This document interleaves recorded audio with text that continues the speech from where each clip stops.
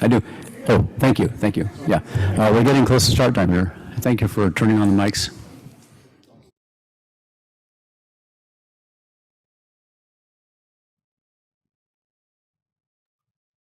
Testing, testing. Haley, Bob, can you hear me? Yes, We can hear you, yes. You guys are kind of muffled. Start the recording, please. You're recording? Excellent. I hereby call the regular Board of Directors meeting for today to order. Would you please join me in reciting the Pledge of Allegiance?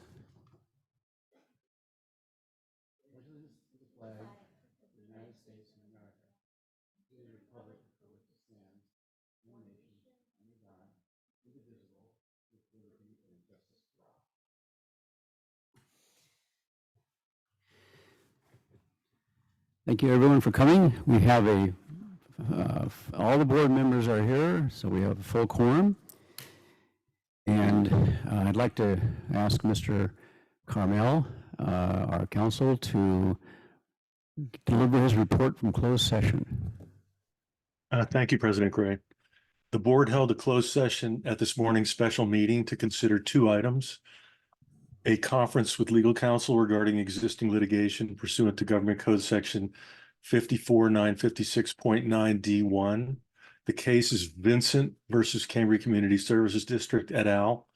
And the second closed session item was a conference with real property negotiators pursuant to Government Code Section 54956.8. The property is 2950 Santa Rosa Creek Road in Cambria. Assessor's parcel number 013-081-075. That's the location of the SR4 well. The district's negotiators are General Manager Matthew McElhaney and District Counsel Tim Carmel. The negotiating party is Coast Unified School District. Under negotiation is the lease or easement and fee purchase of the property or portion of the property, the price and the terms of payment. No action was taken. Thank you. Thank you, Mr. Carmel.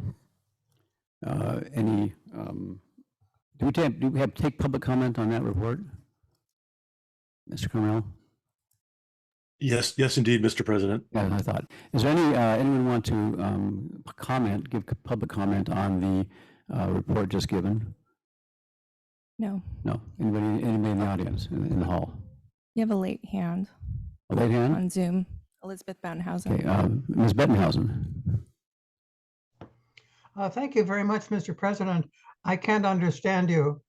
There's a muffled sound on the connection on Zoom, and it makes it very difficult to understand what's going on. Thank you. I don't know, HEP, are you aware of any issue? Okay, if anybody has a problem, I mean, we'll keep trying to adjust it, but we hear the sound in the hall is fine. And so if you continue to hear a problem, let us know, essentially. President Gray? Yes, Excuse me, Dr. Palmer. I just want to, thank you. I just want to make this observation that even when the sound is good, people still say they can't understand us. So just thought I'd throw that in, thanks. Thank you very much. It does happen sometimes that way, doesn't it? I have a couple items actually in the President's report that I wanted to touch on. One is an announcement that I am going to be joining in on the next office hours event that General Manager McElhaney conducts. This is on the 27th, I believe, of this month, Wednesday. And I think Chief Berkey is also there for a period of time. I think the general managers are all day here in the hall. I'll be here at 1 p.m. To anyone who wants to talk to me in my capacity as a director and president of the board. Who wants to know anything, and they can talk to me there. And if I don't know the answer, I'll just hand it over to the general manager. So, so I'll be there on the 27th at 1 p.m. I'll be here at the 27th at 1 p.m. to take questions and comments and listen to you.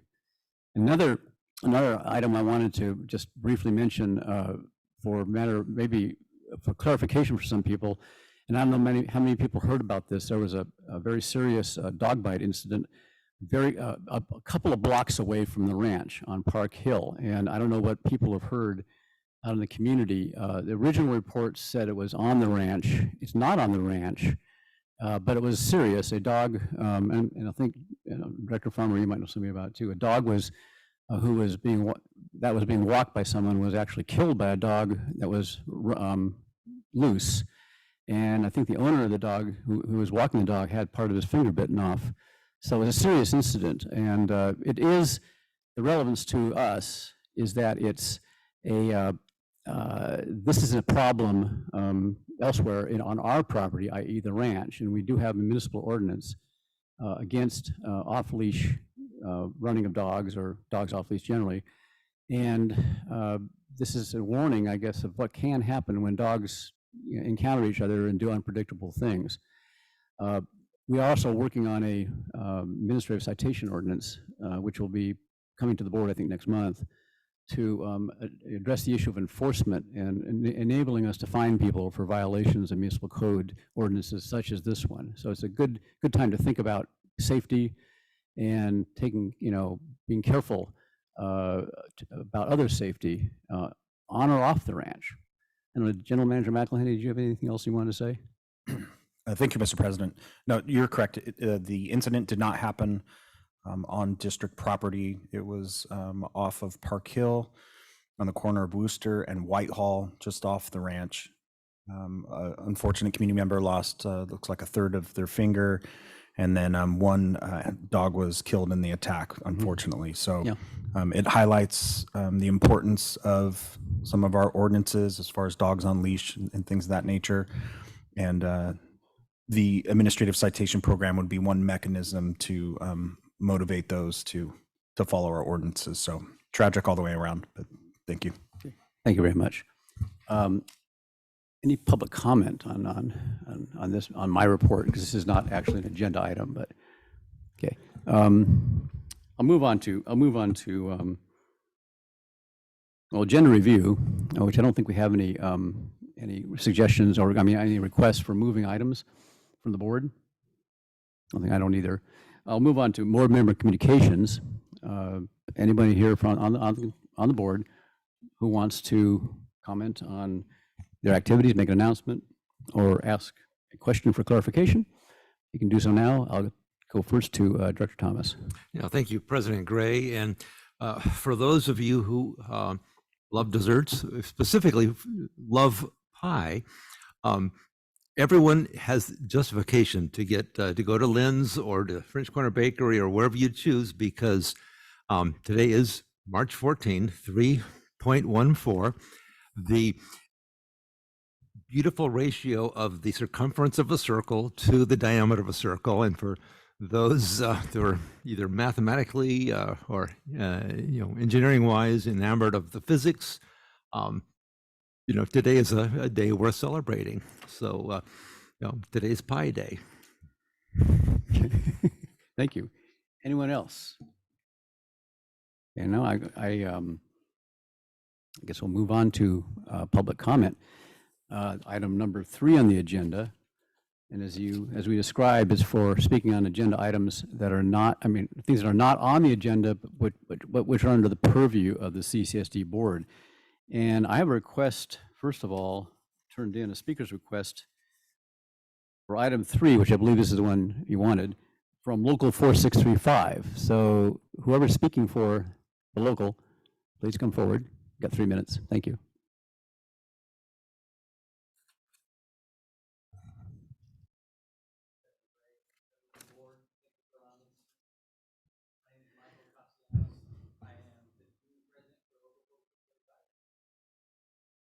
You can start over because the microphone wasn't on. I should have tested it. Thank you, President Gray, members of the board. Thank you for allowing me to speak today. My name is Michael Castellanos. I'm the union president for Local 4635. On behalf of the Cambria Professional Firefighters Association, Local 4635, I'm here to convey our collective stance regarding the leadership of former Fire Chief Justin Vincent at the Cambria Fire CCSD. After extensive deliberation and consultation with all union members, it is with resolute agreement that we articulate our position of no confidence in Chief Vincent's capacity to effectively and professionally lead our fire department. Conversely, we wish to express our profound support for the appointment of our new fire chief, Michael Berkey. Chief Berkey brings an unparalleled depth of experience and an unwavering dedication to his role. In closing, we stand united in our support for Chief Berkey, his leadership, and his vision for this department and our community. Thank you. Thank you. You can keep it on, I think. Any other public comment on items not on the agenda? Please come forward. You can state your name for the record too. Yeah, my name is Richard DeVega, Thank you. Cambria resident. Could you reset the clock, though? Oh, yeah, I will.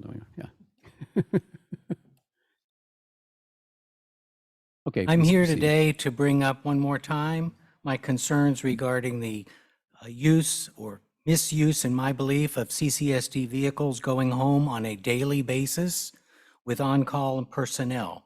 It's been done for over a decade, and over that period of time, it's been 4 vehicles, 2 management and 2 employee vehicles. I understand the policy has been changed, although I haven't seen it in writing, but has been changed to now just 2 employees.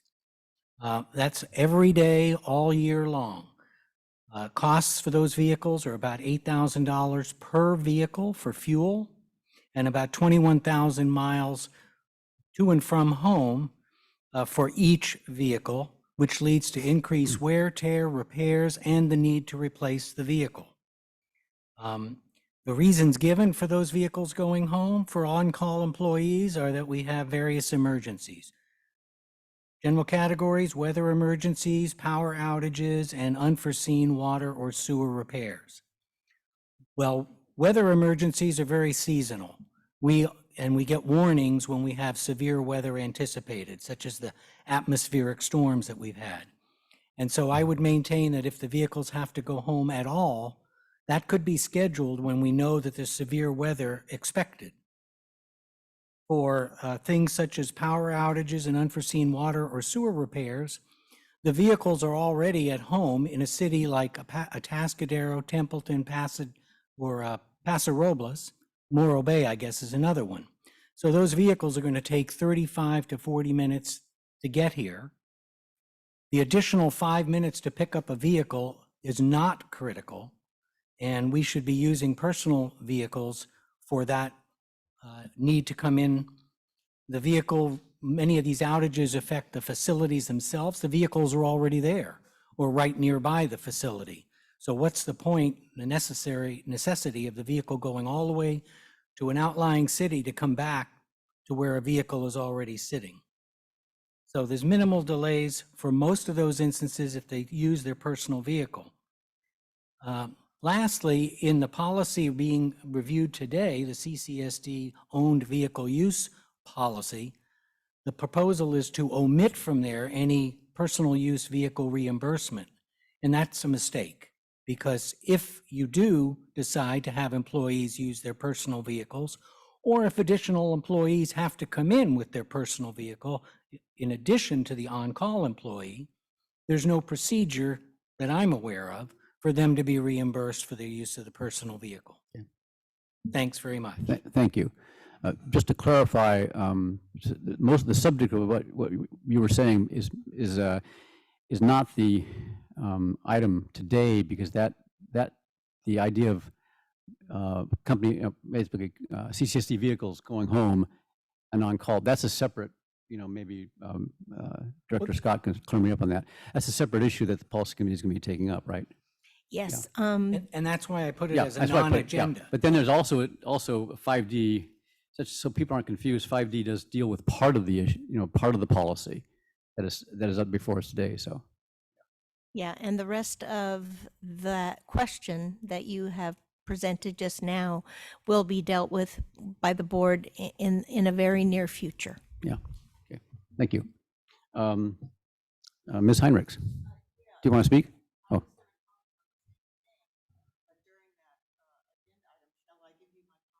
Actually, you might as well do it during the agenda item because they go together.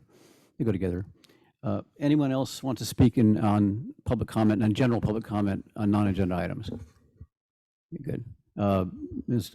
Dodson, do we have anybody online? No. Okay. So we'll move on to the consent. Oops. Can we check and make sure that people are hearing us okay? Somebody online, could they just, Tim? yeah, Tim? I hear you clearly. Okay. Okay, I think you may have been too close to the mic in the beginning. okay, yeah. Thank you, Tim. Thank you, Mr. Carmel. Okay. Going on to the consent agenda. We have one item, and I'll, consideration of approval of the management confidential employees group payment and compensation plan. I'll turn this over to Mr. McElhaney. Do you want to discuss the item? It's on consent. Oh, I'm sorry. Yes, it's just one item on consent. So actually, I guess if we don't need a full discussion of it, yes, the consent agenda, right? I guess, yeah, do you have any changes or any questions from the board? And then again, from Mr. McElhaney, anyone on the board? No. Okay, yeah. Public comment? And then, do we have public comment? No. Okay. So, since this is a consent agenda item, I entertain a motion. I move that we approve the management and confidential employees group payment and compensation plan. Do I have a second? I'll second. Okay, it's been moved and seconded that we approve the management and confidential employees group payment and compensation plan. May I have a roll call? Director Dean? Aye. Director Thomas? Aye. Director Farmer? Aye. Vice President Scott? Aye. President Gray? Aye. Now on to regular business. 5A is the outcome of our strategic planning session, and its discussion and consideration of adoption, I should say, adoption of the district strategic plan update. Mr. McElhaney, could you take us through this? Absolutely. Thank you, President Gray. Agenda item 5A, discussion and consideration to adopt the strategic plan update. As we are well aware, we spent most of the day on February 8th and February 26th with the board of directors, receiving community input for our strategic plan, accomplishments, current internal strengths, internal weaknesses, opportunities, threats, analysis, creating a vision statement for Cambria. And that went really well. We had a lot of really robust discussion and highlighted some areas in which we would like to target for the future. And with that, it is attached and open to the board for any further discussion. Do any board members have questions for clarification? I do. Vice President Scott. Yes, thank you, Mr. President. I just wanted to say that having Mr. Clark as our facilitator was really helpful. And so I wanted to do a public thank you for that. Dr. Dean. And I agree with that. I think he did a great job, and he's had a lot of experience with strategic planning, and I think he did a great job. And I also think that this is the first time since we have been doing these strategic planning workshops that we have done it in person. And I think it was a really great experience with all of us sitting face to face and being able to speak at will and work through all of these issues. I think we accomplished a lot. And I appreciate Dick Clark's leadership in this. Thank you. Yeah, this is maybe more a comment than a question, but I'll second the what people have said about Mr. Clark. This is, in some ways we got, we had we depended on volunteers.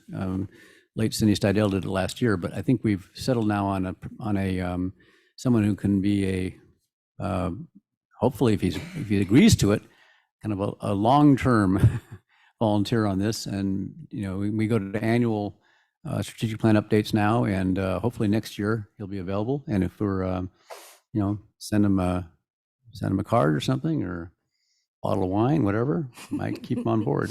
He did a great job. Things went really well. Is there any public? I Oh, just have one yeah, more one thing, more and question, and I've already told Ms. Dodson about this. It's on page 23, Mhm. The very last blue column, which states identifying training resources needed to meet state and federal mandates for emergency personnel. I think it should just be identify instead of identifying. Right, because the form of the verb there, Yeah, they're all yeah. they're not participles. Okay, Exactly. thank you. Yeah. Anyone else? Fine. Well, yeah, actually, yeah, you might as well, because I think we all know the content of it that we agreed on. But yeah, if you have anything else that you see it just needs to be cleaned up, anybody? Yes. Dr. Thomas. Yeah, thank you, President Gray. And just one item on page 23, 26, I'm sorry. But the Pros Committee pointed out the last objective, develop a management plan for the CCSD-owned undeveloped parcels that, given that open space has some connection with the undeveloped parcels, that, to please add the Pros Committee as one of the responsible parties. Okay. I think in discussion, did I ask for public comment already? I don't believe I did. No, I didn't. You have it. No. I think I did. If we, in discussion, if somebody wants to make a motion to that effect, and we can entertain it then. So I'll move to public comment. This is questions. We don't want to get into discussion so much. I don't have any public comment slips. Does anybody in the hall want to comment on this item? Ms. Dodson, is there anybody online? No. Okay, so we'll continue now with discussion. Dr. Thomas, you might want to move to have that addition made. Thank you, President Gray. I will move that we adopt the district strategic plan update as worded, with the correction on page 23 that identifying be reworded as identify training resources, etc. And on page 26, under develop a management plan for CCSD-owned undeveloped parcels, that we add Pros Committee as one of the responsible parties. Okay, thank you. It's been moved, and I have a second for that. Second. Okay, it's been moved and seconded that we adopt the strategic plan update with two corrections. One is under the page 23 of the agenda, but it's under the item of fire protection and emergency services.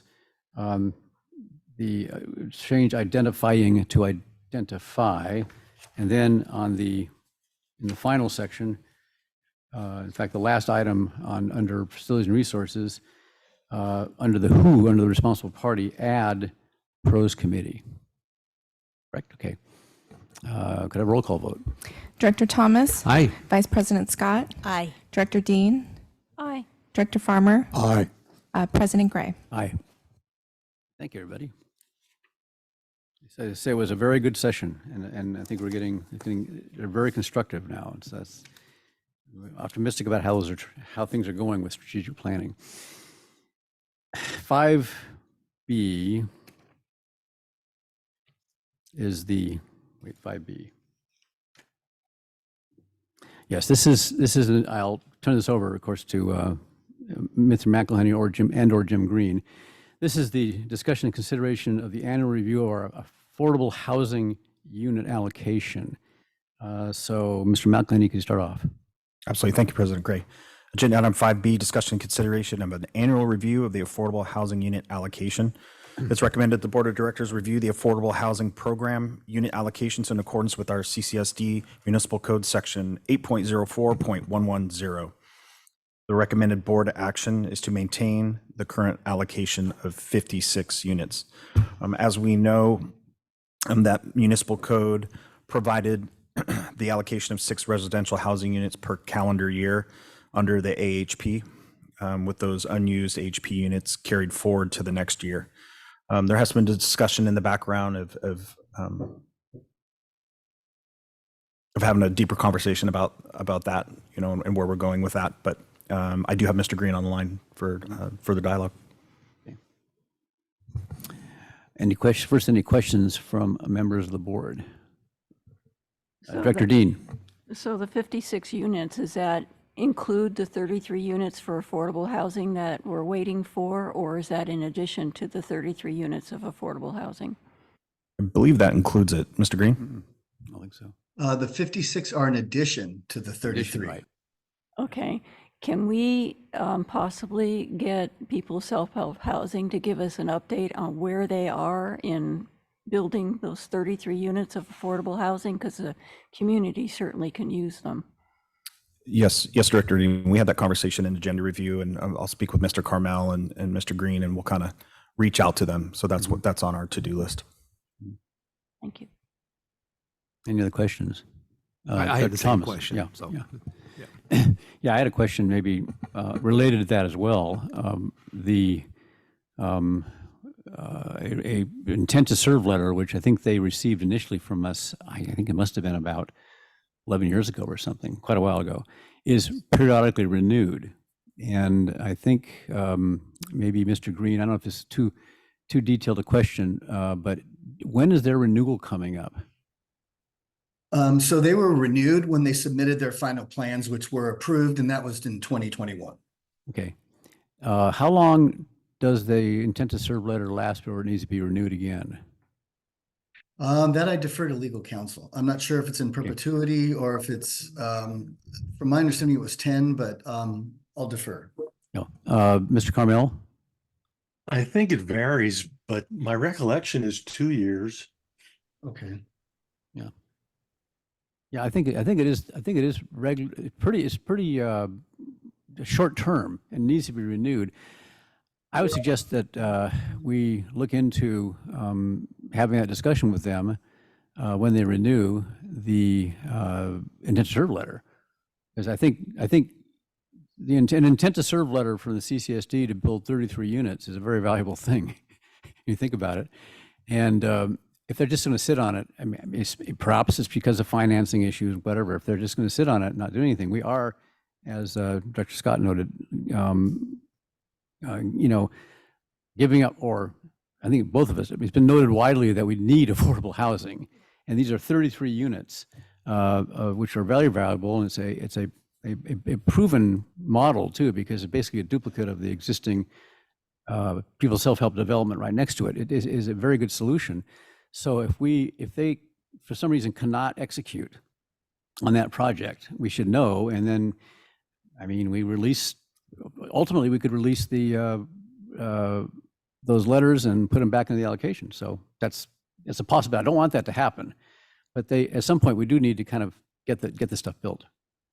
So, but I would assume that would be the time to have that conversation with them. But in the meantime, we should have them on notice that we are sort of concerned about the lack of action. Yes, Mr. President, I will follow up. Yeah, thank you. Yeah, President Gray, I've just researched that. Our code states 18 months. 18 months. So it's quite short. That's what I thought. So yeah, I believe they need renewing. Yeah. Dr. Yeah, Dean. they've Director already- Dean? They've already gone through the permitting process and approved by the Coastal Commission, right? Yes. And Yes. we can still retract it if they don't renew? Again, that's an odd question. It's a question that doesn't come up much, but Mr. Carmel, do you have any sense of what we can do? You have pretty wide discretion to do what you want to do. If you didn't want to renew it, you could do that. As I understand it, they were trying to plow through the Coastal Commission's conditions of approval. This last time they came and asked for an extension, and I know that can be a burdensome process. So hopefully that's where they are and making meaningful progress, and we can extend it, but you'll have discretion. Okay, thank you. Thank you. Yes. So I'm asking for a conversation. I don't want to make any threats, but I think we should have a conversation about what the problems are, and so we know what the situation really is. It's a bit of a, it's not, exactly the item we're talking about right now, but it is certainly related to the issue of affordable housing. Is any further board discussion on this, on the agenda item itself, item 5B? I don't see any lights. Okay, I'll entertain a motion. Oh, wait, do we have public comment? Sorry. No. No, and nobody in the hall. Okay, so we'll go ahead with the motion. Yeah, I'm sorry. Yeah, thank you, Derek. I just want to make a comment in that I don't want to necessarily say that the lack of reasonable, affordable, long-term housing in this community is almost at a crisis point, but being someone who probably is a little bit more intimately involved with this particular situation because of what my lifestyle is, I'd say it is a crisis out there. And getting an update from People's Self-Help Housing as to their situation, I think would be, and it would be of real importance for the district to know that, and for the remainder of the community to know, well, what is the future of affordable housing in this community, at least from this perspective. Thank you. Thank you, Director Farmer. Any other comments by the board? I'll entertain a motion again. Okay. I move that we maintain the current allocation of 56 units. Second? I'll second that. Okay. It's been moved by Director Dean, and seconded by Director Farmer, that we maintain the current allocation of 56 units for affordable housing. Have a roll call, please. Director Dean. Aye. Director Farmer. Aye. Director Thomas. Aye. Vice President Scott. Aye. President Gray. Aye. Thank you. Moving on to item number 5C. This is a report that comes out of the Finance Committee about updating our reserve policy. And I'll turn this over initially to Mr. McElhaney and Ms. Fritz, though I have some comments. As wearing my hat as chair of that committee, I also have some comments, so explanatory comments. But let's start with staff. Thank you, President Gray. Yeah. Agenda item 5C, discussion and consideration of adoption of policy 2150, reserve policy recommended by the staff and finance committee. District staff has been working with our finance ad hoc committee consisting of Mr. Heinrichsen, Mr. McCann, and Mrs. Chrisman to review and combine the fund balance, cash reserve policy, and reserve policy. I have Ms. Fritz here as well to answer any questions or go over it.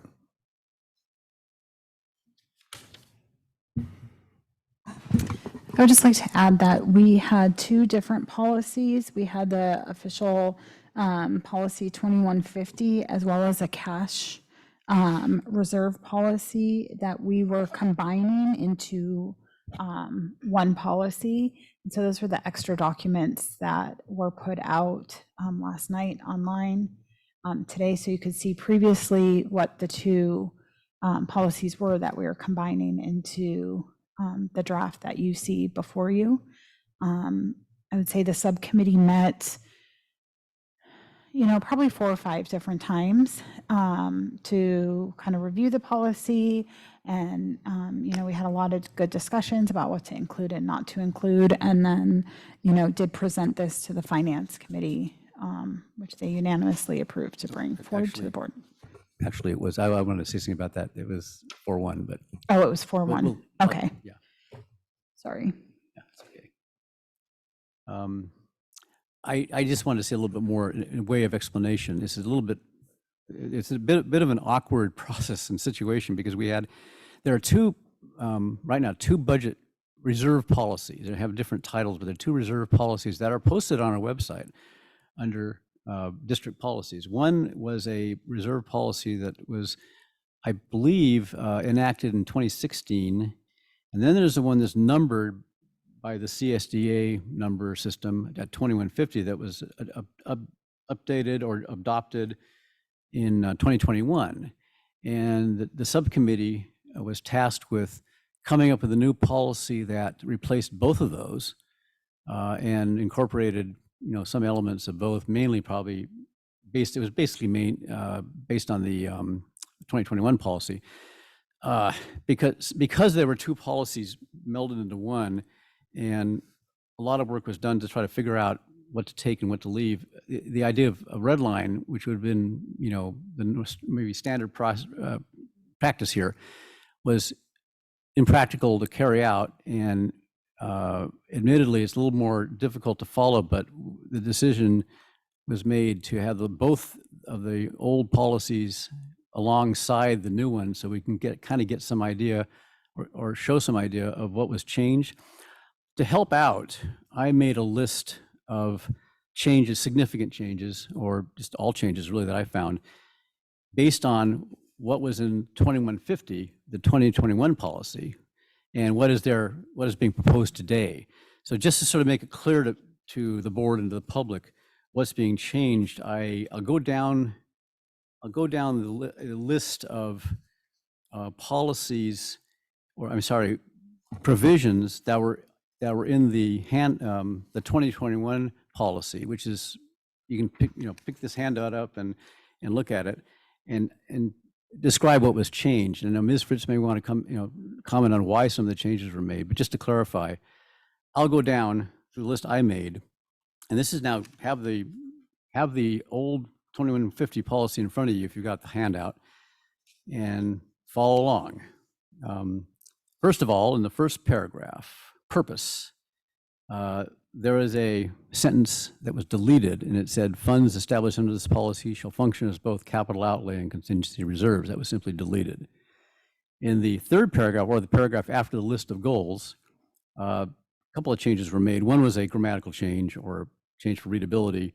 After the Standards Board Statement number 24, a comma was deleted, a which was deleted, and a comma was added, and the verb distinguishes to became distinguishing. Then in the policy paragraph number 1, the term unrestricted was changed to unassigned, which made it consistent with the use of the word unassigned elsewhere. And more significant changes in the policy paragraph number 2, number 2, it was called A here in the original, or the old one. The second sentence was changed to the active voice. In other words, instead of saying the board, let's see, wait a second. I'll get to that later. In the sentence starting in the event, which is down into the paragraph there. So where is it here? In the event that any of the district's funds receives material and unanticipated eligible revenue, we delete, quote, the board will consider setting aside some or all of such, and just simply say all unanticipated revenue or surplus will be set aside for reserves. In other words, it's not going to be the board's option. It's just going to happen. And the sentence beginning the accumulated balance, which is just down below, last sentence of that paragraph actually, or second to last sentence, it simply says, it'll be say assigned reserve funds shall not exceed the specific purpose for which they're accumulated. That gets rid of a 50% limit on the size of the reserves. Now there's a major change was replacing section B, which is a list of purposes for the use of revenues, which goes fund by fund, and it was replaced with a list which has basically 6 uses that apply for all funds together. And maybe we can comment on that a little bit. That was a simplification and a way of making it a little less fussy about what is done in which fund. And then the funding target section at the end that you'll see in your current, the one before us now, is new. It's there's a specific change in the target amount, and it's not about how big the actual how big the actual reserve should be in percentage terms, but how much should be set aside each year to go into reserves. And what we have now is, in recognition of the CCSD limited ability to raise revenue, and it's subject to unexpected negative variances in revenues and expenses, the goal will be to set aside 10% of operating expenditures in each fund to contribute to reserves through the budget process. In monitoring reserve levels, the biennial or semi-annual review is now being specifically held before December 31st. There was a date given. And at the very end, that's not something that's not there in the original. Conditions for use of reserves is added, which says all reserve expenditures are requested through the budget process as a unique request or through the capital improvement projects list. And the general manager is authorized to make recommendations to the board of directors for the use of reserves at any time of the year through the board approval process. That has been added to this document. So except for that, the active voice thing, let's see if it's not a major thing, but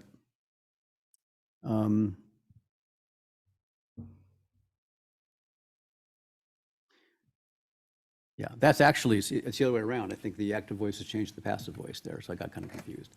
So that's the list of changes that were significantly made. And you know, I again, it's an awkward situation. We don't want to have two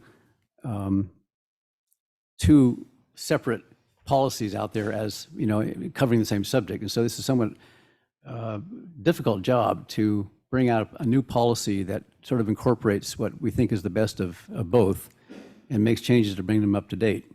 Now, Ms. Fritz, do you have anything else you wanted to say about the reasons for some of the changes? I think I'd like to answer questions if anyone has them. Yeah. The board have any questions of Ms. Fritz?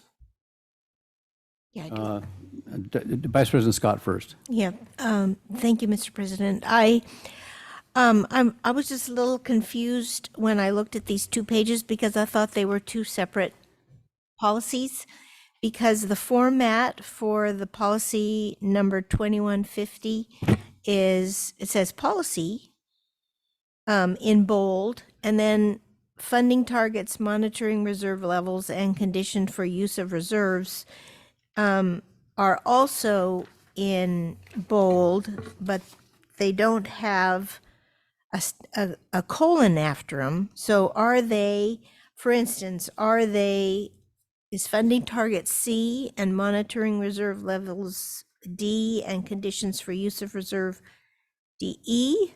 Or the formatting is a little weird. Yeah, to be consistent, those funding targets and monitoring, well, the monitoring reserve levels has a colon. So just the last one, conditions for use of reserves and the funding targets should have a colon after them. Okay, and if they should have a colon, then the wording should be right after them? Correct. Okay. Yes. Okay, so yeah. Okay. So those are not part of the policy? I'm being weird, I know, but. No, I know, I understand that. Yeah, The term policy as a subheading Right. within the policy may be a little bit confusing. Yeah, because these are part of the policy. Mm-hmm. Yeah. So Exactly. I'm thinking it makes more sense if you do A, B, C, D, and E to make it so that it actually is part of the policy. We could do that. You could do that, Okay. yeah. Okay, great, thanks. Dr. Thomas?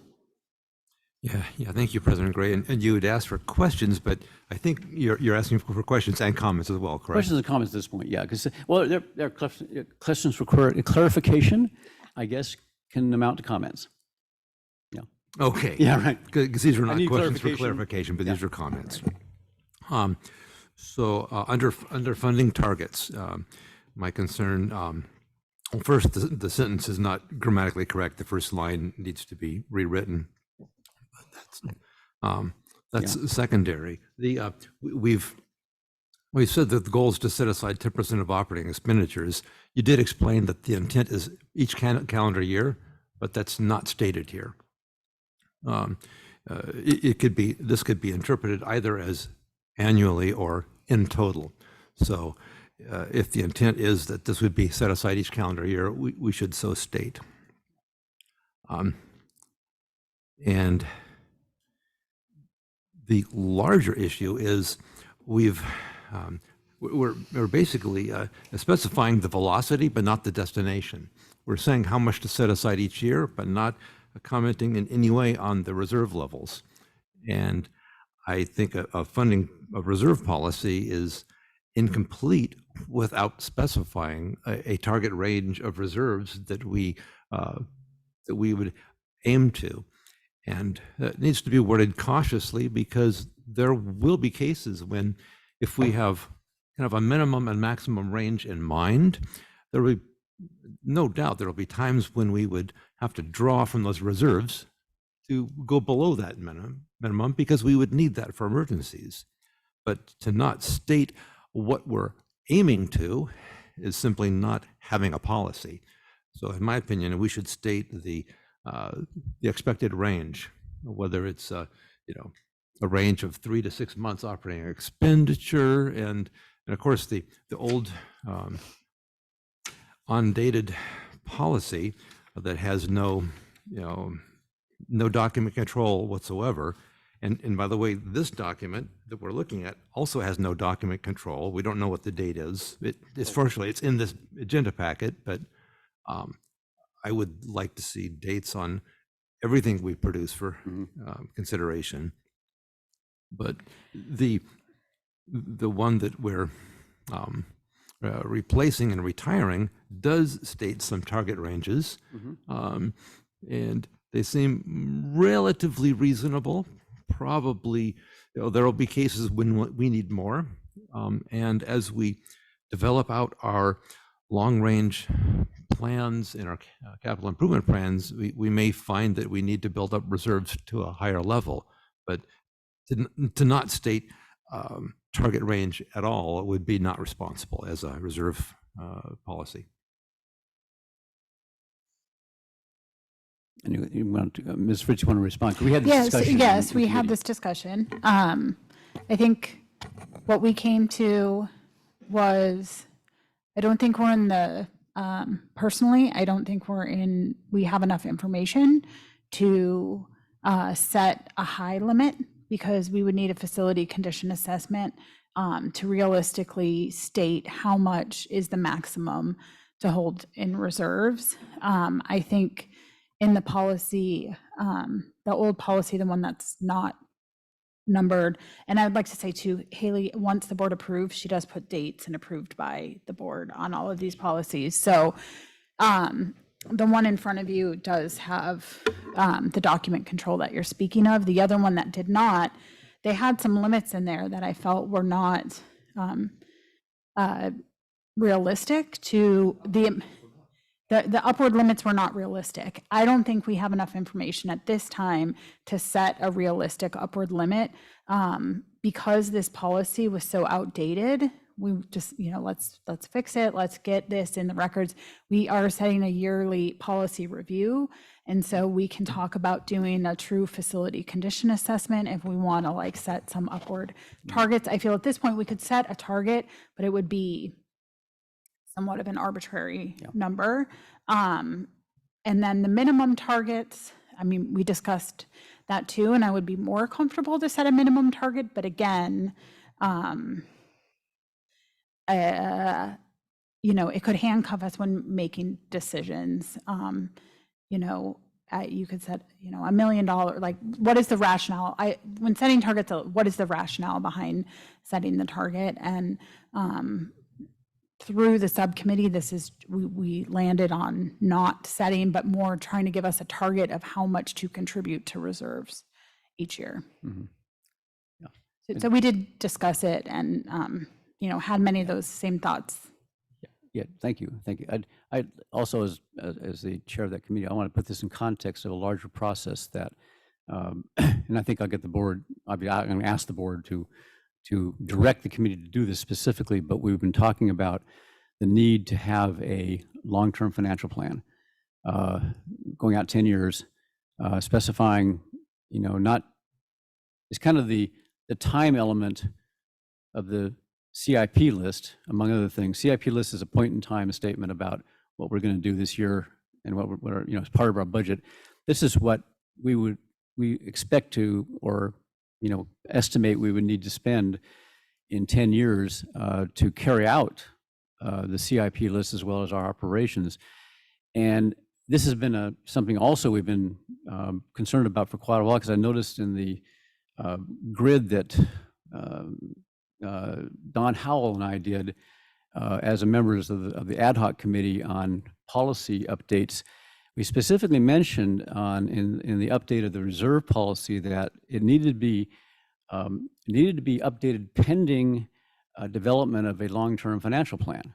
So what I'm getting to is the fact that this document we would approve today is a step toward I think a more grounded reserve policy that we could put together based on our judgment or analysis of what we actually need to spend. So in other words, next year at this time, roughly, perhaps, we'll have a 10-year financial plan in place collaboratively between the R&I committee and finance committee, then coming to the board.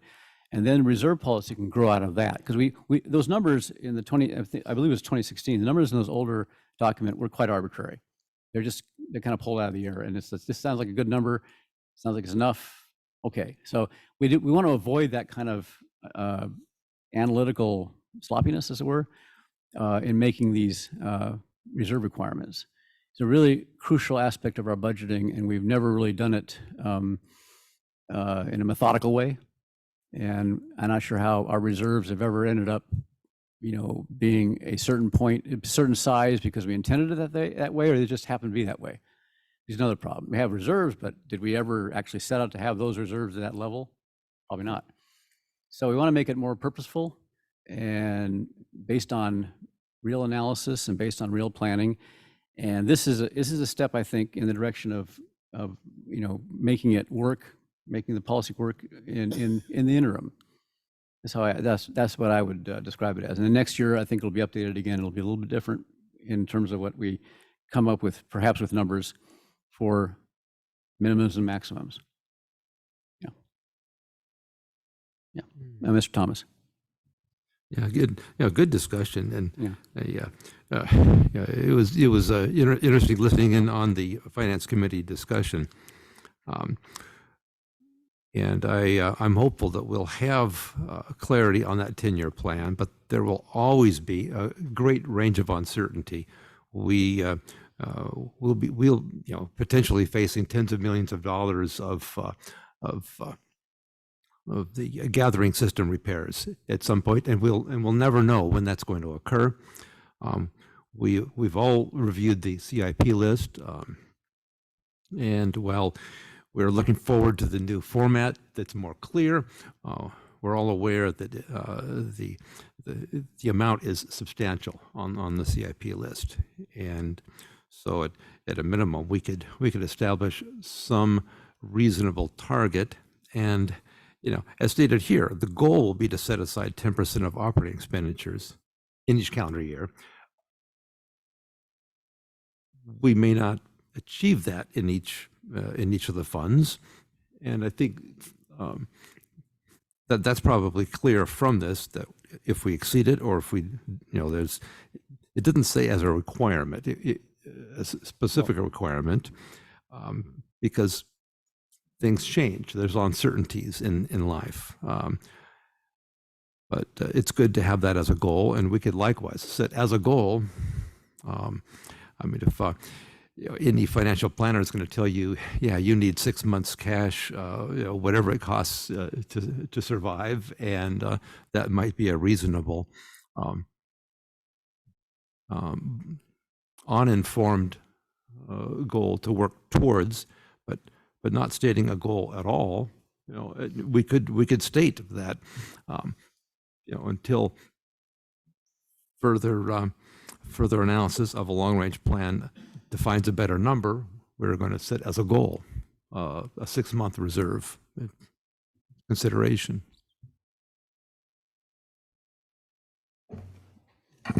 Any other questions, comments, discussion? Yes. Okay. I'm sorry. Vice President Scott, though, I think I should call for a public comment on this too. I haven't done so yet.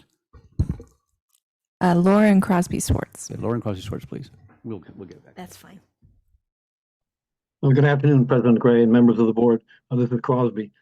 I have a comment about a specific reserve fund.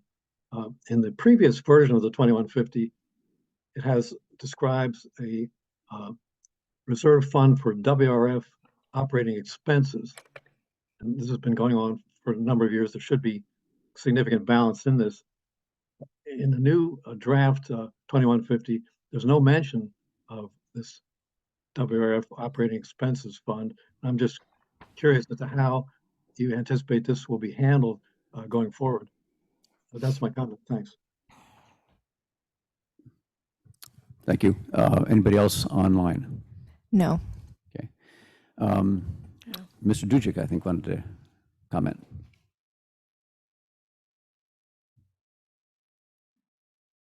Thank you. Good discussion, particularly in regards to the long-term 10-year financial plan. I think that's a terrific goal, a terrific thing to make sure that we're building toward that. And at the same time, I would like to see that long-term financial plan be integrated into your 10-year strategic plan process so that the two nicely match up, because you can't very well do a 10-year or confidently do a 10-year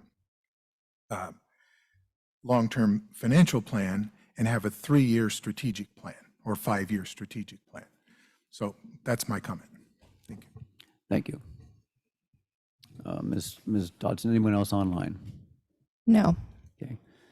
I'll continue with board discussion. I think Vice President Scott was speaking. Yes, thank you, Mr. President. I think it's a really good thing that you took two policies and put them together into one policy that covers some basics. And there's been a lot of discussion about what needs to happen next. So is there a way to put a disclaimer at the bottom of this policy to say next steps, or looking at a target range, looking at a 10-year plan, so that people will know that this is not the end? I don't know if that makes any sense, but I mean, I think, I mean, the question that comes to my mind is that type of language or context appropriate for a policy so much? I don't know. It could be, and that's fine. Ultimately, I think it's up to the Finance Committee and Policy Committee. If they would like to add that in there, then yes. Yeah. So, but a policy, if it does provide direction, that maybe that would be the next bullet. I don't know.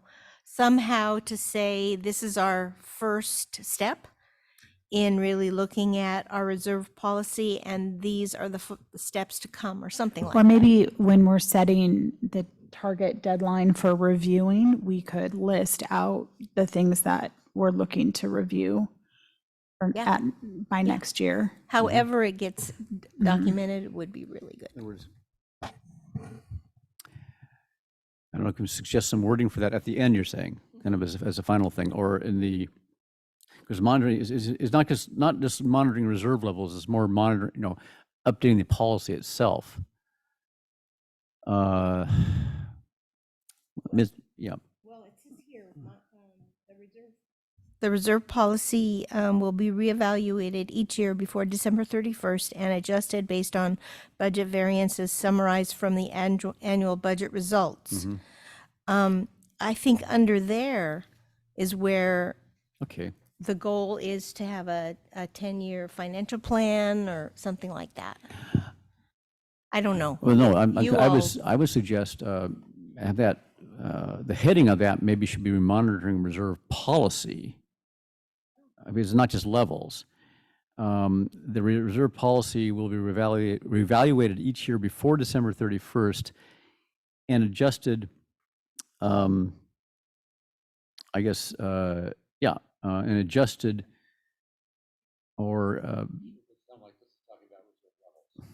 I mean,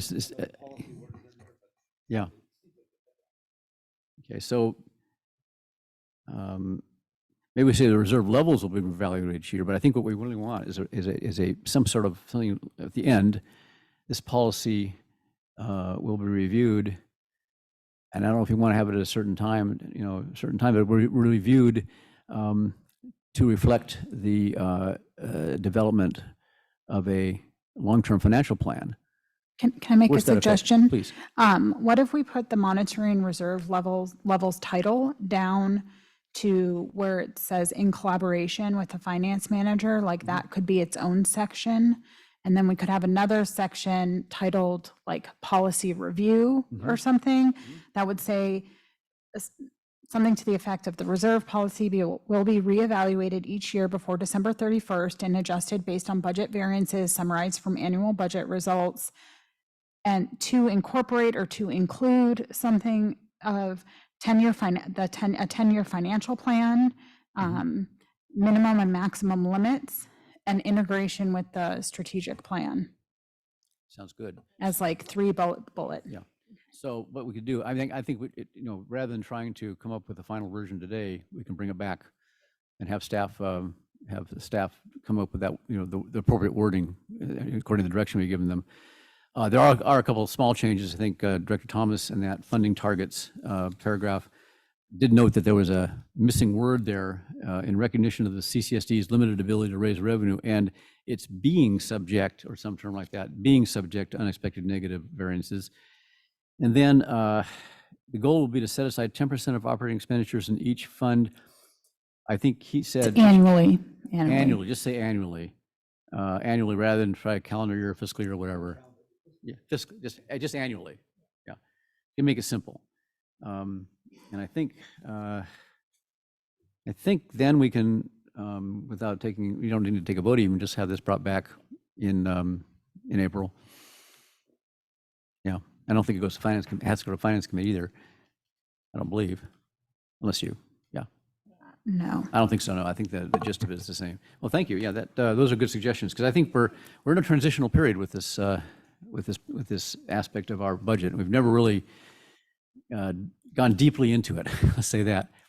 One thing I will just mention further. I don't want to take up too much time, but one of the things about it's not just knowing that you need to know. It's not just knowing what the costs will be to do stuff, but how you're going to pay for them. Are you going to finance them pay as you go? Or are you going to pay for them pay as you go out of current revenues? Or are you going to finance them? All those decisions are part of a long-term plan. And so we have to get that all worked out before we really have real world reserve targets. So stay tuned. Thank you, everybody. Director Farmer. Thank you, President Gray. No doubt this was discussed early on in the conversation here, and perhaps it just went through in one ear and out the other. But I'm just curious as to, obviously there's a lot of information condensed from the previous policy, reserve policy, and I'd like to know why that took place, and how does that ultimately make the new policy more efficient? You understand what I'm saying? Mm-hmm. Like all of, like I said, the previous one, having the separate items with regard to water fund reserves assigned and unsigned, right, and wastewater and so forth that are barely alluded to in the new policy. It's a good question, Ms. Rich. My sense is it's for simplicity, but and flexibility. But you may want to comment. I think the information was a little bit redundant. Each policy was very similar, and so we agreed that I think the vehicle policy, I have to pull it up. I don't have it right in front of me, but the vehicle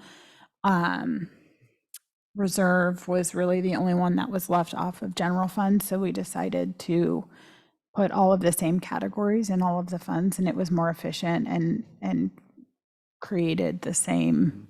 Yeah. Well, excuse me. I know I wasn't recognized again. No, go ahead. Go ahead. So I'm just curious, and I'm kind of maybe following up on Mr. Swartz's observation, but where it says reserves will be set aside for the following purposes. And, there's like, you say, we're talking about redundancy here. It's a fairly, I won't say extensive, but circumstances are more well explained in this lengthier document, whereas here, I don't see any of this actually being referenced in the new reserves will be set aside. So maybe it's more efficient and I'm just missing something, but it seems to me, even if there's a slight bit of redundancy, that these other subtitles here or subcategories should be there just for maybe for our understanding, but for the public as well. Am I off base here at all? Can you give me an example of what you're referencing? Harry, I see one of the examples, and specifically what Crosby brought up is the, D, water fund reserves, item 1. Item 1, WRF operations set aside during years of non-operation. And I've been reading through 7 or 8 times the A through F on B in the new policy. Reserves will be set aside for the following purposes, and the operating, non-operating doesn't quite jump out at you there. So that might be another condition. I mean, most of the things that were in the former policy under separate funds, I had looked and cross-checked, and most of them are there, but that one isn't quite there. The WRF, yeah, that one was not included. I think we discussed it, and again, this is for the board to decide if we're going to continue doing that set aside. Yeah. So perhaps we should really look through these and do a cross-check. And I'm really on board with the way this this revised policy has combined them into one set of criteria. I think that's a great idea. Yeah. And maybe it's on us to do one more cross-check, because most of the ones from the old policy have been covered. And if there's anything that's significant that isn't really addressed, perhaps we could suggest. Yeah, when we come. When we come, I think when this is brought back to the board, there'll be a chance to bring those up. If you see anything that was missed, then we can have a chance to make a final, when we do the final version, go over that. But we're trying, I think the so wait until Denise brings it back, and then I'd hate to see her have to go through this again. If there's things that directors want to see, help out our finance manager and make it easy. I don't know if it's allowed, but if we can get that draft to you well before the meeting, so you have time to accurately go over it, if it's allowed to send revisions. So yes, hopefully or maybe we can't do that, but I could at least get you the draft based upon our conversation here today. Yeah, that I don't think there's any limit. I don't think there's anything against doing circulating stuff early. It's just circulating stuff late. So yeah, and then also Director Farmer was mentioning the fund balance cash policy, and so we did eliminate a lot of things from that, and a lot of the the definitions, it was redundant between water, wastewater. I mean, it was all the same. So taking a look at that also and making sure that everything in there that you want included in the new policy is included. All right, thank you. Thank you. Okay. Any other comments, suggestions, or anything else to say on item 5C? Nope. We'll move on to 5D. This is the discussion and consideration of the CCSD owned vehicle policy. It's a partial update of the policy, as I mentioned earlier. Staff can take it from here. Thank you, President Gray. Agenda item 5D, discussion and consideration of the CCSD owned vehicle policy. The Policy Committee met on January 25th, 2024 and February 22nd, 2024 to review and discuss our CSD vehicle owned policy. There was some good discussions about the policy itself. There's some minor revisions, including omitting what was Section 3 and limiting it to Section 1 and 2. The Section 3 specifically speaks to commuting, and that piece was eliminated from this current policy because we still need to have a little more discussion on that. I'll kick it over to Vice President Scott here in a second, but the third part of that policy has union implications. It has meet and confer, bargaining in good faith implications.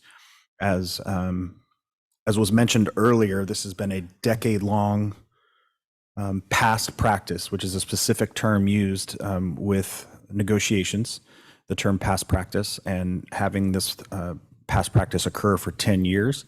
It pretty well defined in bargaining language that we will need to meet and confer with the union. So our next discussion on this topic specifically with the board itself will be held in closed session as a part of negotiations with SEIU. And that discussion will be had with the board, and then we can bring it forward to open session for further comment. So that is why you're seeing a section of this vehicle policy being omitted, is because we have to bargain in good faith with our union employees. And with that, I'll give it to Vice President Scott. Vice President Scott. Yes, thank you, Mr. President. So our general manager has given you some of the background. I'd just like to point out some of the changes. There was lots of discussion about this policy, and I'll just point out some of the changes that were made. I'm not going to point out all of them because it was just a few words here and there.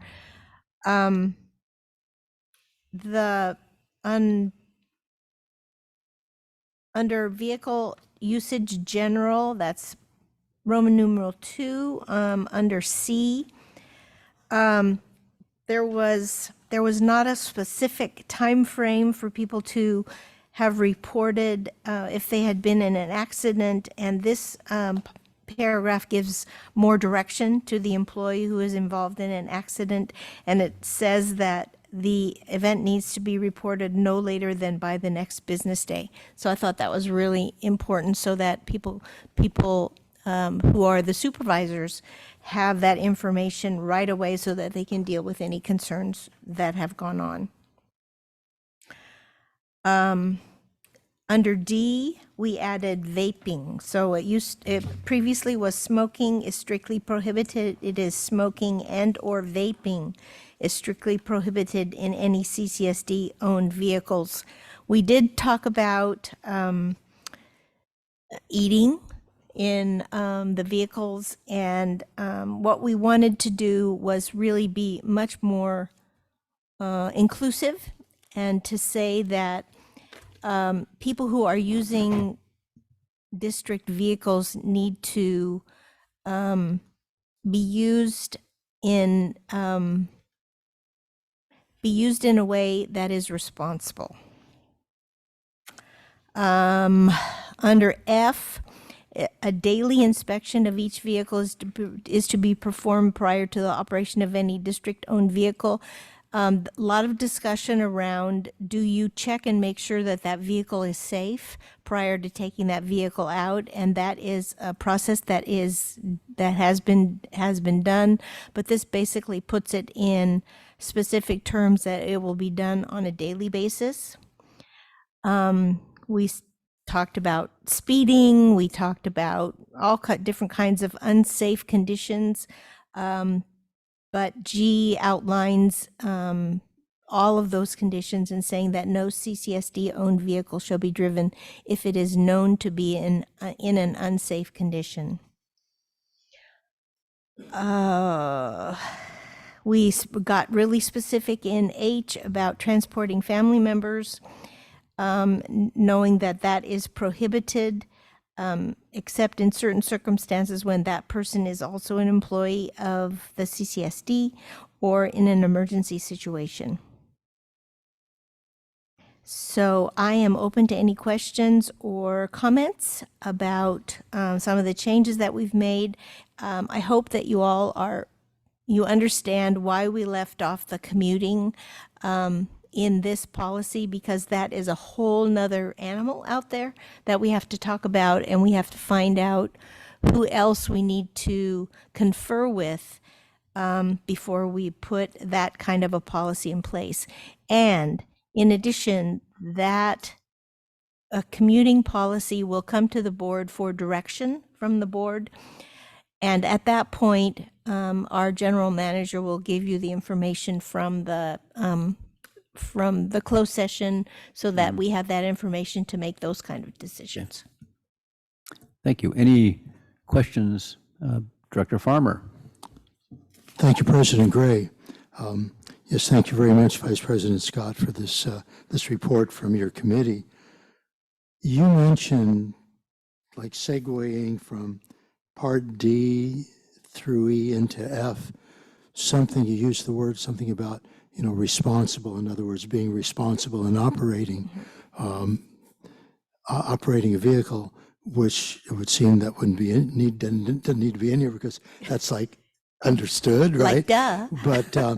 But you mentioned it, but it's not in here. So, and obviously, like I said, it seems like just common sense, but common sense isn't necessarily common all the time. Yeah. So do you feel that there should have been a statement there, since you alluded to it? It is stated in G, where it says, when using CCSD-owned vehicles, employees shall not abuse the vehicle in any way. And that's the wording that we came up with to address that issue. But I'm open for any other wording if you think that might be. No, it's just that you used the word responsible. Yeah, that was part of our discussion, absolutely. Yeah. And you chose not to include that. Is that what you're saying? We chose to include it with saying that the employee shall not abuse the vehicle. Which is how it was worded before. Yes. We thought it was covered. Okay, I think. Dr. Thomas. Yeah, thank you, President Gray. I'm just wondering if we adopt this, it might be useful for documents that I've created in the past. I'll often define the scope of what's addressed and what's not addressed. And what's not addressed in a document is often even more important than being clear on what is. This might be a case where we should do that, because anyone that missed this meeting picks this policy up and is looking for wait a minute, what happened to the section on commuting? And it might be worth a paragraph at the end specifying,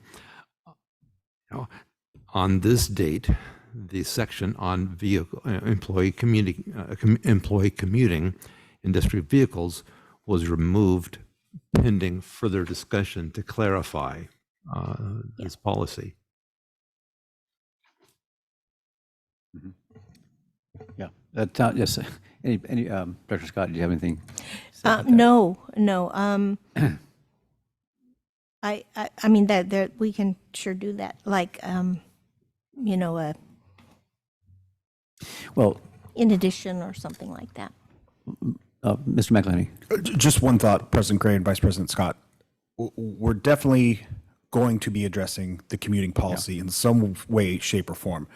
Perhaps after we have our closed session, based on direction from the board, based on the wording that maybe if the policy committees, maybe we bring this back as a whole and have it included in there. We just can't get this completed until I do the meet and confer, and actually have the negotiations in closed session to have a robust discussion with the board, because it's about negotiations, and to make sure that they're well informed, and then we can bring it back out in the open. I'll receive direction from the board on where to go with this policy. And then if it needs to be kicked back to the policy committee to be fine tuned, I think we can bring one solid policy back, rather than saying in the policy that's passed, it's still missing something. Does that make sense? Yeah. Yeah, it makes sense to me. I was going to go to public comment first before going Sure. further, but I think there is some public comment. Yeah. And then we'll come back to this. Yep. Mrs. Heinrichs, you fill out a slip? Please proceed. Thank you. I have comments on that section 3A about allowing Cambria's emergency equipment to go out of town overnight with employees. General Manager McElhaney now raises yet another new rationale for not discussing this policy, but I address the issue of emergency equipment leaving the district. He contends that once district staff leaves Cambria for their homes and other communities, no one in Cambria is responsible or qualified to drive this emergency equipment from the yard to the site of an emergency sewage spill. This is a straw man argument. Of course, one or more individuals could be identified and entrusted with this responsibility. We're talking about driving a pickup from one location in town to another.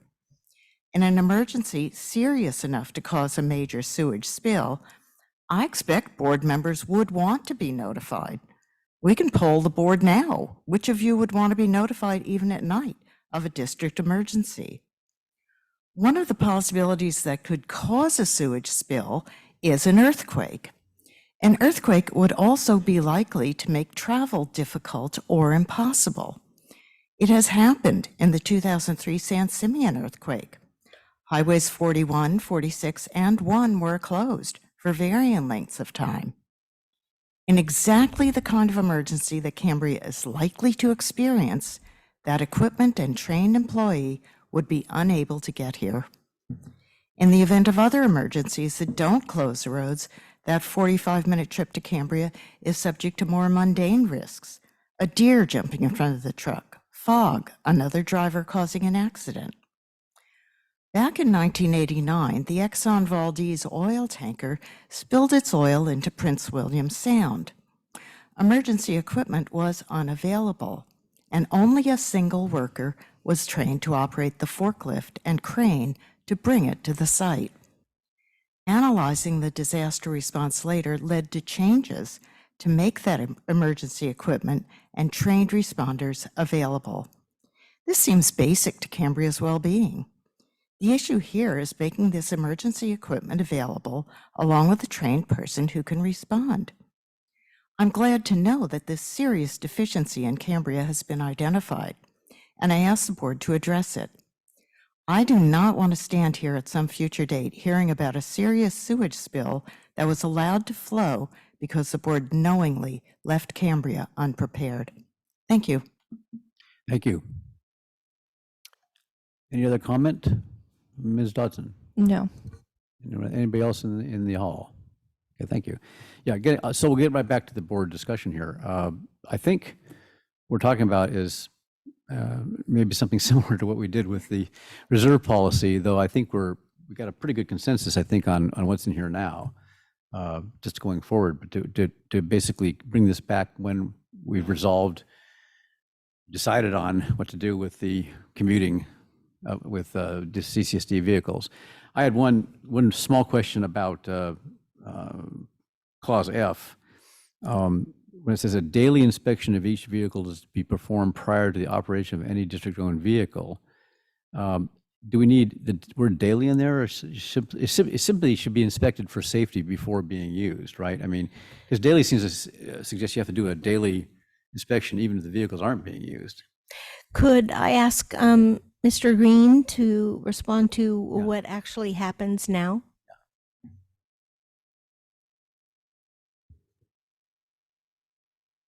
Mr. Green? Yes. Okay. On a typical call out after hours, the service, which is our after hours phone answering physical bodies that call, reach out to the operator, and they are immediately dispatched to that place and location referenced for that emergency. And when they arrive, they have the correct tools and small amount of repair materials that usually repair 90% of the failures right there on site. I will also add that over the years, we provided redundancy to each vehicle here. So we actually have 4 for wastewater and 4 emergency trucks for water that are all similarly populated with materials and emergency tools to perform these. So while there potentially could be 2 vehicles out of town, we would still have 6 emergency vehicles available here to respond, which is more vehicles than actual operator personnel we have. So On the question, to consider there also. on the question of inspections, Sorry. what's the practice on inspections? Are they daily for all the vehicles for for basically for safety, or is it something that is done only when the vehicles are going to be put to use? How often are inspections done, I guess is the question. Daily. Most of the vehicles here, 90% of the vehicles are driven daily. If there is a vehicle that is not driven for several days, that daily checklist would be then provided for that. Basically, it's a daily inspection prior to driving, prior to operation. Okay. Yeah, and So it that's sounds what like this that's- says. Yeah, yeah. it says prior to operation. So it sounds like that pretty much reflects the practice now. Yeah. Which sounds May I fine. follow up, Sounds fine to me. Mr. President? Yeah. I'm sorry. Please, let's go. There's a whole nother piece to this with the fire department, and the fire department has vehicles that are not used every day, but they're there. So what they have is weekly checkouts. So there is if we apply this policy to all district vehicles, there is a whole nother operational plan within the fire department where they check out the water tender every week, because a daily check on the water tender in the winter isn't necessary. It's the water tender is not necessarily being called out on a daily. The same goes with some of the utility pickups and things like that. They'll do weeklies on it. Same thing with the fire chief's vehicle. It'll get a weekly checkout, in addition to, the chief just doing a minor checkout. So there are differences between the departments. Mm-hmm. I don't want to get into, since we're referring this back to staff and to the policy committee, I don't want to get into a lot of detail about it. Do we want to just say, when it's redone, basically when it's re-examined, I should say, do we want to make it clear that this daily inspection rule is for non-fire vehicles and fire vehicles have a different procedure or something, just to make clear that the policy is? I'm sure I can work with Vice President Scott on the next go around at the policy committee. Yeah. We might clean up the language and say, per department checkout policy, because each department's going to have different policies. Like that. Yeah. That'd be good. We can clean it up. Yeah. Vice President Dean, Director Dean. I noticed there's nothing in here about distracted driving and cell phone use and texting, but that's probably covered under A. Yeah. Yeah. Okay. And the reason that there isn't anything specific is because there's all different kinds of electronic devices and we didn't list them all. So, yeah. Okay. It's a general principle of not operating the vehicle in an unsafe manner. Exactly. Which is, it's general. Okay. I think we got Director it. Thomas has his light more? on, Yeah, thanks. Well, just following up, are we then going to refer this back for revision, or are we going to vote on this today? Because if we are going to vote on this today, I have another further conversation. If we're not, then the content has been heard. Before I say anything, Director Dean. I think we decided we were going to refer it back until the section 3 is done, and then bring it back as a single unit. Is that correct? Yes, I think that's the understanding of the board. understanding. Now, if you have something you want to bring up, though, for the staff, in the process of redoing it. Yeah, I've raised the issues. We just wanted to be sure before someone made a motion. No. Yeah. So if it's I think it's the consensus of the board at this point, informally, that we have this taken back to the staff level and to policy committee pending the resolution of the issue of commuting. And so some date soon we'll have it back. Thank you, everybody. Moving on to our final items. I'm just going to call them up here because there we go. The reports from board member, committee, and liaison reports, finance committee, policy committee, pros committee, resources and infrastructure committee, and other liaison reports. They're all here available in writing. Before I call for public comment, I will note a couple of things about the report I did. there's a couple of things I wanted to correct. First of all, the draft watermark was a mistake. That was, I think I was, using the minutes as sort of the template and then adding to it. And I think I forgot to take off the draft watermark. It is the report. If I see that again, I'll just remove it for you. And there are two small errors there. One was on page 35. This is under the reserve policy discussion, actually. Third paragraph down, Mr. Pearson questioned why there was no minimum reserve requirement. Discussion, no G, followed on the question of whether, and then there was some editing noise there, whether to set a minimum, which is what it should be, and a maximum, comma, which were deemed not required pending work on a long-term planning effort. So a couple of editing errors there. I'll correct. And does any other board member have any corrections on their work, on their handiwork? Okay. I'll open up to public comment on these reports if there is any. Anybody in the hall? Ms. Dodson? No. No. Any other questions from the board about the reports? Dr. Dean? I'd just like to expand a little bit upon my report. Certainly. Okay, so we had a pretty good discussion on Monday on water supply alternatives. And the committee is going to be taking another look at some of the things that were in the original Army Corps of Engineers report, such as allocations from whale rock and possibilities of a reservoir. And also we're going to be looking at the possibility of what was discussed before. I think we had mentioned a drone that was able to detect the ground composition for aquifers. What the ad hoc committee looked at was the version where it pulls a sled behind or a helicopter.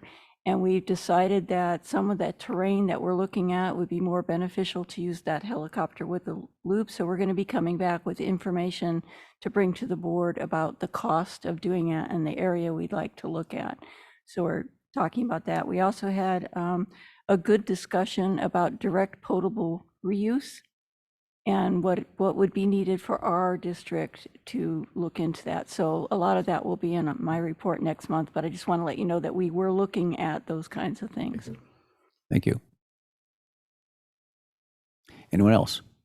I'll just note in my report that there was a error, small error in the staff report about the vote on the budget, reserve policy. It was a 4-1 vote, and David Pearson dissented at the policy at the finance committee. So, and I have one thing on yes. the pros report. On the public attending via Zoom, my last name's not on there. It just says Karen. Karen? And the reason I didn't have the opportunity to hear from you as things are, and there are a number of Karens that, it could have been Chrisman, it could have been, and so I wasn't sure it was you. Oh, okay. So- Well, you so wouldn't thank- have had the opportunity to hear from me anyway, Exactly. as I'm another board member. Exactly. So I was like, must be Karen Dean, but I didn't want to make that assumption. Okay. Thank you. Yeah, thank you. I was kind of I'm interested in San Simeon.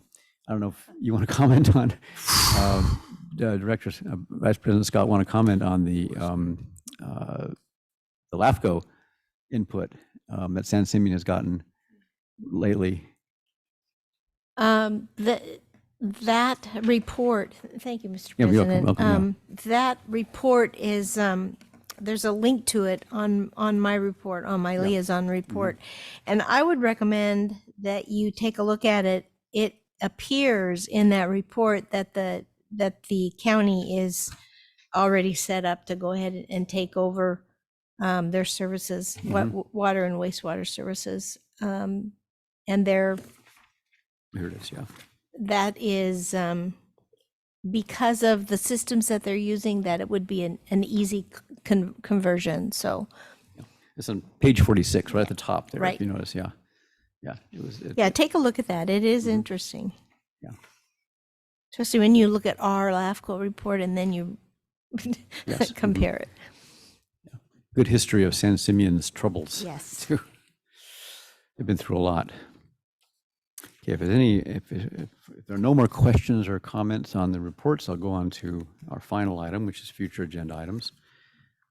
This is where, well, as a prelude, I'll have Ms. Dodson give us a list of what's already on the docket, as it were. Then we'll have board members who wish to propose an item for a future agenda will then proceed to do so.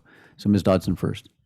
Yes, so the upcoming April board meeting agenda items are consideration to adopt a resolution declaring a public nuisance for the annual fire hazard fuel reduction program, consideration to adopt a resolution declaring a vehicle surplus and authorizing sale by the general manager, a public hearing to receive community input on the draft project description for the water reclamation facility coastal development permit application, and direct staff to file the draft project description to the County of San Luis Obispo Department of Planning and Building staff for final evaluation, input, and direction. Discussion and consideration to fix the water and wastewater standby or availability charges as provided in Government Code Section 61124B, and consideration of adoption of a resolution fixing water and wastewater standby or availability charges for fiscal year 24-25. Discussion and consideration of approval of the zero liquid discharge pilot testing program. Discussion and consideration of a proposal for Cambria Rotary Peace Garden display at the Cambria Veterans Memorial Hall parking lot. Discussion and consideration of an agreement between CCSD and Friends of the Fiscalini Ranch Preserve regarding the Fiscalini Ranch Linking Boardwalk project. Discussion and consideration regarding relocation of the East Ranch restroom. Update the CCSD Board of Directors regarding the county-wide evacuation plan and Cambria's fire prevention plan. Introduction of a civil administrative citation ordinance for violation of CCSD ordinances and regulations. Receive and file a report by Monty Soto for the fire evacuation route. A discussion and consideration of the report and recommendations of the Finance Standing Committee Revenue Enhancement in the General Fund. And receive and file the independent auditor's report for fiscal year 22-23. Thank you. Busy month. Any proposals, requests from the board? Dr. Thomas. Yeah, thank you, President Gray. And yeah, my only request is, as Director Farmer requested at the last meeting, if we could receive these drafts in the email, it would be very helpful. Drafts being the of the agendas, the lists that okay. Ms. Dodson just read. It was very helpful for. After the last meeting, Director Farmer requested those, and those were distributed to the board. Very helpful to see that, rather than have to watch the recording and record it myself. Since we already have it, it would be very efficient to just send that to us. So these would be sent out right after the meeting, then? Correct. Along with the list of attendees? Correct. Is that doable? Yep, I'll send it out in Great. about 2 seconds. Excellent. And then it also goes out in my GM letter tomorrow. Yeah. Mm-hmm. Yeah, but a very different format. Mm-hmm. Yeah. Yeah. Director Farmer. Yeah, I was actually going to bring that up again, but Director Thomas beat me to it. But Haley, I know this is going to sound really strange, kind of indication how my mind works. You said, I'll send this out in 2 seconds. And it reminded me of that deodorant commercial. 2 seconds gives you 24-hour protection. So there you go. Way back. Okay. Yeah. All seriousness aside here, I think I want to actually propose an agenda item or board action. This kind of flows out of our discussion of the financial planning, just to keep things in a on track, in the proper channels, I should say. I would want the board to direct the finance committee to come back with a proposal for a long-term financial plan. We're in the process of, next meeting we'll probably be appointing an ad hoc committee just to get it going. But I think I want the board to be essentially on board, as it were, with this project. It probably is going to play out over several months. But I do want the board to be behind this, to get this, push this forward and get it moving, because it's something that's long put off. We haven't really been doing this, and we've been talking about it for long, at committee level, individual level, for a long time. So I guess I get that on the agenda just to, have the, commit to the goal of a financial plan and have and refer to the finance committee. Any other comments, suggestions, or proposals? Well, I guess public comment, actually, we take on this, don't we? Any public comment on future agenda items? Yes, Laura and Crosby Swords. And Laura and/or Crosby, please proceed. Yes. Good afternoon, President Gray, Mhm. and everybody. Okay. Over here, yeah. One really important thing that I personally would like to see put on the agenda to bring it to the forefront of everybody is how to communicate better with the county. It seems so critical that, again, we negotiate heavily with them about having more of our monies returned to us, or however you want. But if we could just get this on the agenda so that we could bring this up, appoint somebody possibly to do it. And the reason I'm saying this, I was at another meeting just the other day, and there was an NCAC person there and I asked that person, why, how do we get more money from the county? And she says, well, the thing is, they don't listen to personal squawks, quote unquote. They listen from different organizations or a number of people. So it seemed to me, instead of me beating my head against the wall, if we could bring it up on an agenda, the CCSD as a group or staff could present this to the county, and you could even have some input from the community of how to do this and what would be reasonable to do. That's my suggestion, and thank you for listening. Thank you. Any other public comment? Yes, Christina Galloway. Oh, Ms. Galloway, go ahead. Hey, yeah, so I was said person. I'm Christina, I'm on the NCAC Land Use Committee. Mhm. And we were directed by Gibson to really get the community together to identify 3 major infrastructure projects or spends that that as a community as a whole, we really get behind, not just the NCAC or the CCSD or this person or that person. He said he'd be willing to, help us, see where we can get the funds or the best way to kind of move them up in the queue. So I agree that however we can work together to get more aligned on that would be beneficial. Thank you. Thank you. Director Dean.